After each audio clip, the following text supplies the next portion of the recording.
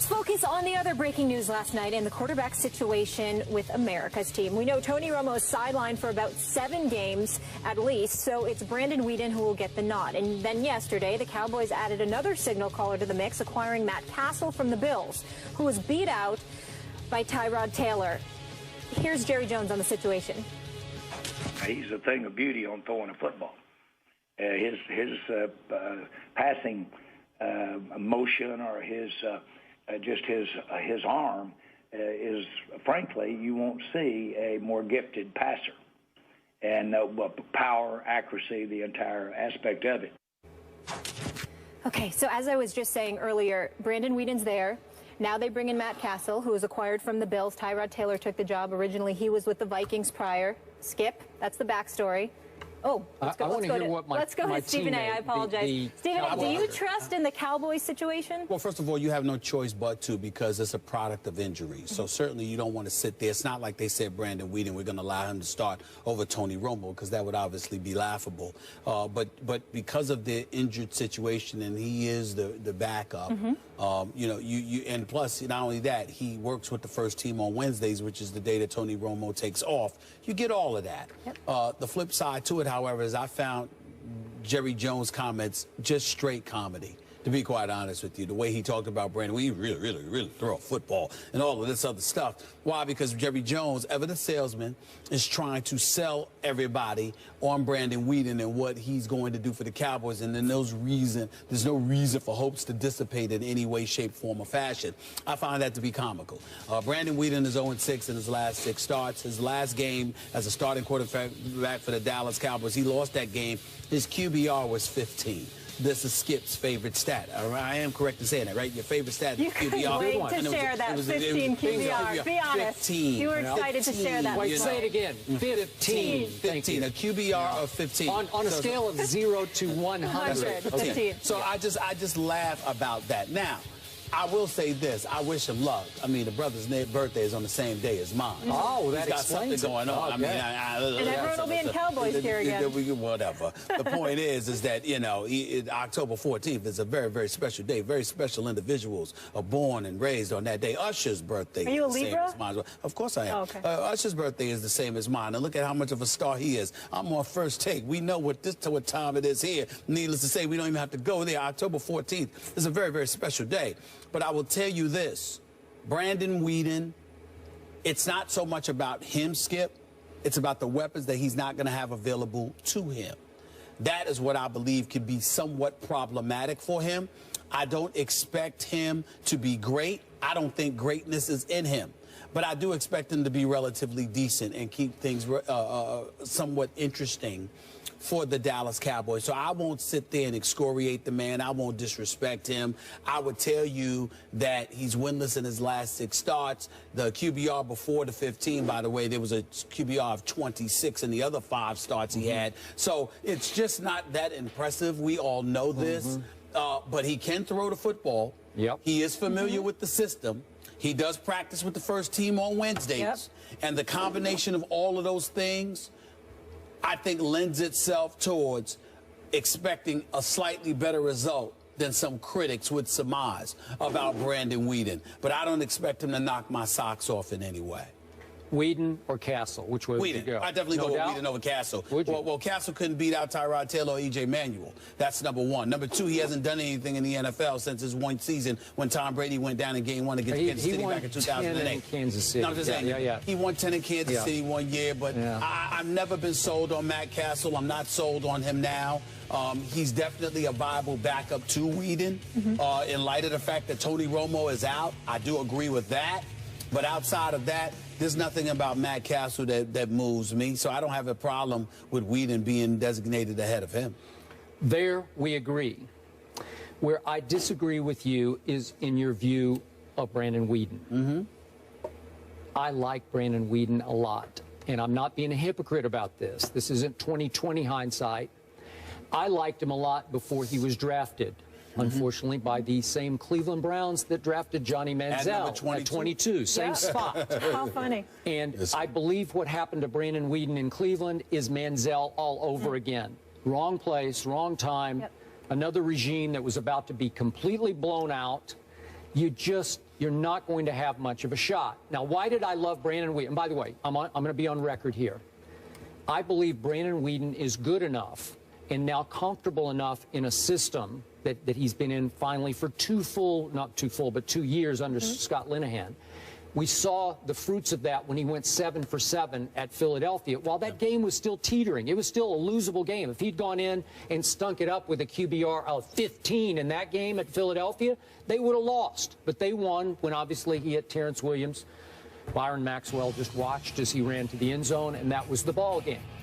But I'm going to be on record here. I believe Brandon Weeden is good enough to beat Matt Ryan and the Atlanta Falcons, and to go to Drew Brees, who has an arm issue, as his New Orleans Saints have unfathomably fallen all the way to 30th in our ESPN power rankings. Are you kidding me? I think Brandon Weeden with this Cowboy team is good enough to win the next 2 games for my Dallas Cowboys, right? Yep. Okay, now, when we go back to his last year at Oklahoma State, why did I love him going into the draft? Do you realize he went head-to-head with Robert Griffin III that year and outplayed him and beat him? And he went head-to-head with Ryan Tannehill, another first-rounder to be, first-round pick, head-to-head in College Station, outplayed him and beat him. He went head-to-head with Andrew Luck in the Fiesta Bowl. You could argue on outplayed, but he won the game in overtime, and I thought he played great in that game. 3 touchdowns to 1 interception. Luck had 2 to 1 interception. But it was the stats you could argue either way. But I thought Brandon stood up to Andrew Luck and ultimately won the game and outplayed him. He also beat Nick Foles that year and Landry Jones that year. So he had credentials to me. Now to what Jerry Jones said. You thought it was straight comedy. I thought it was straight truth. Jerry used the wrong word. He's then not. It wasn't straight truth. Okay, you won't see a more gifted passer, said Jerry Jones. If he had used the word thrower, it would have worked, because Brandon Weeden is a gifted thrower of the football. When you talk about passer of the football, now you're talking about reading defenses, hanging in the pocket under pressure, making the right choice, getting rid of the ball, blah, blah, blah, you know, accuracy, all those things. But just on winging the football, he can make every throw, and he throws a sweet football. And by the way, your Yankees once upon a time drafted him in the 2nd round out of Edmond Santa Fe High School. Means nothing to me. He elected to go football. No, he didn't. He went to play baseball for like 4 or 5 years. Did he play for the Yankees? Yeah, he played in the minor leagues. Well, that's what I'm saying. Okay. Well, you tried. Well, they picked him. They made him a bonus, let me tell you something. Right-handed pitcher. I don't know one single individual in the Yankees minor league system. When you ain't a Yankee until you make it up to the majors. But at one point, they thought he was good enough. Again. Yeah. Okay, I don't count minor leaguers as a Yankee. Yeah. Let's be clear about that. That's number 1. Yeah. And number 2, Skip Bayless, let's also be clear about something here. You are a bit hypocritical. Allow me to explain to you why that is. You better be good. Because you said it's not revisionist history. You were a supporter of Brandon Weeden coming out of college. Here's why you're hypocritical. Because with everybody else, QBR means everything to you.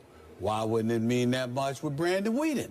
Now, I understand your explanations, but that reeks of hypocrisy, because when I see a guy with 5 starts in 2013 with a QBR that's at 24, I was wrong, I said 26, it was 24. Okay, the QBR is 24, all right? And then you follow that up with the following year with a QBR of 15, and Skip Bayless religiously lives by. I have been up here, literally on many occasions, pointing to my computer. I have been up here pointing to quarterback rating, and you have repeatedly said means nothing to me. I'm all about QBR. Am I right about that, Molly? QBR is his favorite stat. No. When I ask you a question, my dear, a yes or no will suffice. Is it not true that Skip Bayless has shoved aside quarterback ratings in favor of QBR? Yes or no, Molly? Oh my goodness! You're unbelievable. You two. Let me answer. Yes. QBR. Unbelievable. And your point is what? Molly. And your point is what? My point is, if QBR means everything with everybody else, why is it that it does not? Hold on. You brought up QBR when it came to Tim Tebow in the 4th quarter against Aaron Rodgers. How are you going to ignore QBR when it comes to Brandon Weeden? You know what? How? I don't have time to do this right now, but if I did look up his 4th quarter QBR in Cleveland and those rookie year starts I think you would be very impressed with it. I'm just because There's a good story in USA Today. I read from it. His current I read coordinator, it. I read it. It's Mark right here. Whipple Yeah. was his coordinator that year. Mark He's now the head coach at UMass. Mark okay? Whipple. Okay. Repeat that last name. Mark Whipple. I never heard of him, but go ahead. Go ahead. He raves about what Brandon did that year with obviously a bad football team. And he threw late passes that were dropped against Indianapolis, against Baltimore, and he took Dallas all the way to overtime at Dallas. He had some big games. He threw for 322 at Cincinnati, 364 at the Raiders. He could wing the football for a bad football team. No disrespect to Whipple. What is that? What his name is? Yeah. Whipple. Yeah. Okay.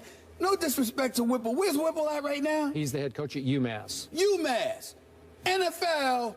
UMass. Come on now. I don't want to hear that because, listen, here's my thing. And it's not to disrespect Whipple. I'm sure that he's a good man, and I'm sure that he's going to be a good coach. Here's my issue. I don't take those quotes seriously because if Brandon Weeden stunk up the joint, would there be an article in USA Today of Coach Whipple talking about how he stunk? No. You just want to say something when it's something complimentary to say, or you want to sit there and pump him up. The fact remains is that most of us who have seen Brandon Weeden understand that he is a backup for a reason. And so because of that, all I'm saying is, look, he's surrounded by some good dudes who can play, who are tried and proven, especially if Jason Witten is out there. That's going to be a huge help to him this weekend.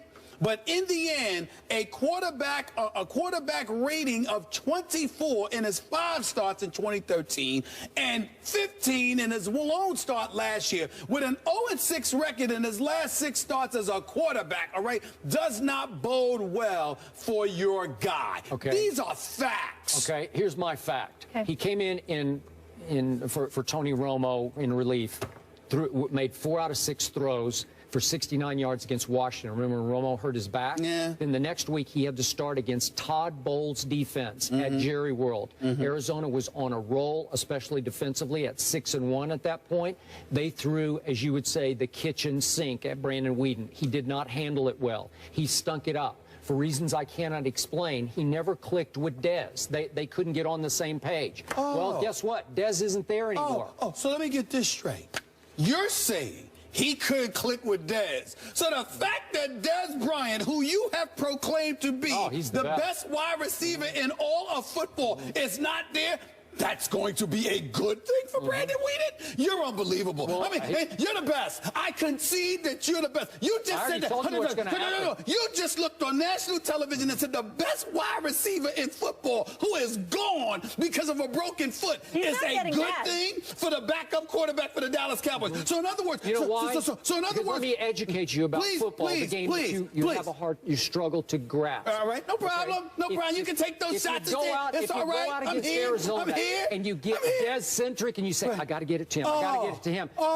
Wait, is he there? Is he there? Is he there? And you start forcing passes to him that get intercepted. That's a bad thing. Hold on, wait a minute. But if you start spreading the ball around. Who can't comprehend that? But here's the reality, Skip Bayless. If Dez Bryant is the best and Brandon Weeden has the skill sets and, more importantly, the IQ and the acumen you proclaim he has. I'm sorry. You can't figure out that they ain't got nothing to do with reps. You just finished saying last year he wasn't getting any reps. You just finished saying from a mental perspective you feel compelled to try and get to Dez Bryant. He doesn't have the intelligence, the intestinal wherewithal to sit there and say, well, you know what? I may not need to be so transparent and obvious in targeting this one receiver. I might need to get it to the open man. You trying to tell me he doesn't have the intelligence to figure that out? And you're confident in him as a quarterback of the Dallas Cowboys? 7 for 7 against the Eagles you picked to win the division. Eagles team that doesn't seem to be a team who I would not be surprised. Don't look at me. Hold on, wait a minute. Well, look, don't look at me when you're talking about the Redskins. They weren't much of a defense, according to you at the time, that he went up against them. All right? But they were killing Tony Romo. We have to take a break.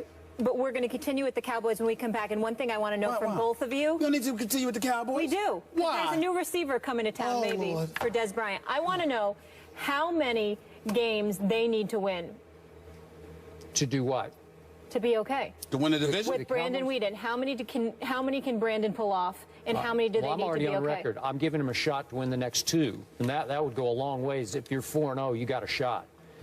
They're going to be out anywhere from 7 to 8 weeks. Tony Romo's going to be probably miss a minimum of 8 games. I'd say Brandon Weeden will probably go 4-4. Okay. Well, I would take that I to think the the bank. Cowboys are going to. All they got to do to win the division is go 7-7 the rest of the way. All right. 500 football. 4-4, so they'd be 6-4 when Romo came back. I'd take that. Should we get our popcorn ready? Because T.O. is ready and available if the Cowboys need him. We'll get into that when we return.